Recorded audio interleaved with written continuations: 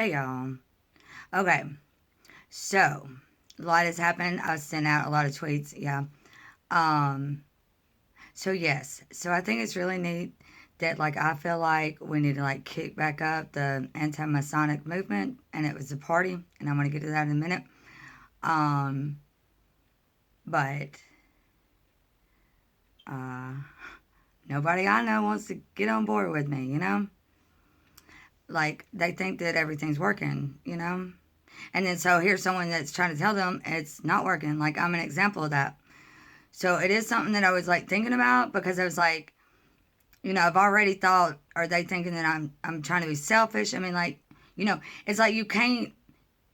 I don't know. It's like you can't instill selfishness in people, or you can't instill jealousy. Does that make sense? And then, I mean, okay, why in the world would they place some lady there when I was going to be there what 5-10 minutes? So that what seems to be a godly encounter should be really important, and even though they see these things, it's of course maybe they're we can't do anything about it, or something. Well, I don't know. I don't know. I guess y'all could see what I'm trying to say here, or whatever. But okay, okay. So look now.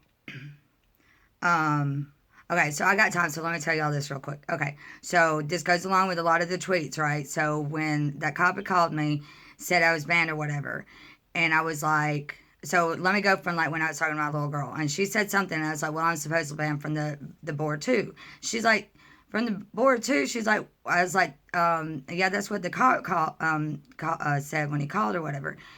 And she was like, well, why? And I was like, well, because I knew it was coming. So I was like, well, I said, because Jesus was coming back and God was about to show his wrath. I guess because I had said that on the answer machine, that was something that was brought up. And then she's like, oh, mom. And I'm pretty sure she was able to get out. I tried to tell you. I think she said that. But it's like, that's just it, darling. I have no idea how they can make that a threat for me saying that God is about to show his wrath. I'm not God, And so if he looked at my name, I mean, I could say everything that I've done wrong. I could sit there and say everything that I've done wrong. But to point out what's not on any record or whatnot, So a lot of things that aren't there, so it doesn't really make sense how, you know, how much I've been attacked or something. Okay, so to go kind of to what I was just talking. Oh, okay, yeah. So I told him, and now this is just over the phone. And I told him, I said, he said, well, we look up your case, and then some of that got brought up. Da da da.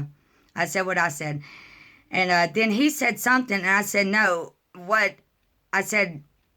Me having a little girl has all to do with this. I said that's just it. I shouldn't have had to have a little girl to look at it and see it like this. I said, if y'all don't go after child molesters and rapists, what do you think y'all look like to me now? And then, I mean, really didn't have much to say, so from there on, it was like, Okay. And then I said, and two, if y'all don't go after, if I know y'all don't go after child molesters and rapists, why would I want to send my daughter out? And then of course everything else, but I'm going to talk about all that later. But I thought that should bring up that along with all that. Okay. Okay. A line from the last year the anti-Masonic movement was mentioned on says, now this is one sentence from there, and I'll mention the year as I read it. Okay. It must be remembered that this year, 1835, the anti-Masonic Party is virtually a major party, second only to the Democrats in the House of Representatives. So there's that. Now, looking up names. Nathan B. Forrest. For some reason, it just has Nathan B. Forrest. I'm pretty sure Nathan Bedford Forrest. Okay. Now, sometimes the index doesn't actually cover all the pages. So I think this is the only time I've come across, which I found this before. But, okay, so on April 2nd, 1865, Union General James H. Wilson seizes Selma, Alabama, defeating Confederate troops under General Nathan Bedford Forrest, and General Richard Talor.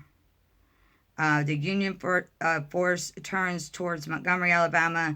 Montgomery is taken on April 12th, which is kind of interesting because one of the family members has that birthday. So, wanted to go over that really quick. And, well, yeah, I guess a lot of people probably just shaking their boots, but you get what I'm saying? Because I think that movement needs to be picked back up. And that's houndstooth. It's not checkered. Anyways, so it's like the only people that seem to want to try to fix things are the people that had already gone through it. And also that's another thing. Like, I can't help that, like, my family or anybody else doesn't actually realize the significance of me still being alive. By my testimony, it's very significant that I'm still alive. And so I guess I feel like maybe if they ever realize, like, how significant that it is that I'm still alive in here, then maybe they could start to see certain things. But it's one of the most frustrating and, like, aggravating things ever. But, oh yeah, trust God's plan. Okay? And I think that's it for now. All right. God bless. I'll see y'all soon.